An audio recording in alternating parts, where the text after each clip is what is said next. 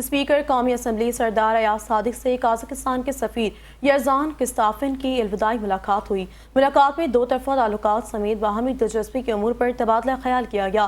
Speaker سردار ایاز صادق نے دو طرفہ تعلقات کو فروغ دینے میں یرزان قسطافن کی خدمات کو سراہا۔ اسپیکر سردار ایاز صادق کا سفیر کے لیے نیک خواہشات کا اظہار کیا۔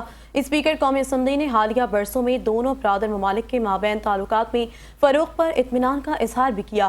ایاز صادق نے کہا کہ پاکستان اور قازقستان کے درمیان تاریخی روابط باہمی اعتماد اور احترام پر مبنی ہیں۔ انہوں نے دونوں ممالک کے مابین اقتصادی اور تجارتی تعاون کو مزید وسعت دینے کی ضرورت پر زور دیا۔ انہوں نے کہا کہ دونوں برادر ممالک کے مابین پارلیمانی تعاون دو طرفہ تعلقات کو فروغ دینے میں کلیدی اہمیت کا حامل ہے۔ پارلیمانی روابط میں اضافہ ہم آہنگی کے فروغ اور عوامی سطح پر تعلقات کے فروغ میں معاون ثابت ہوگا۔ قازقستان کے صدر قاسم جمعرات کے دورہ پاکستان کے دو طرفہ تعلقات کو نئی جہت ملی ہے۔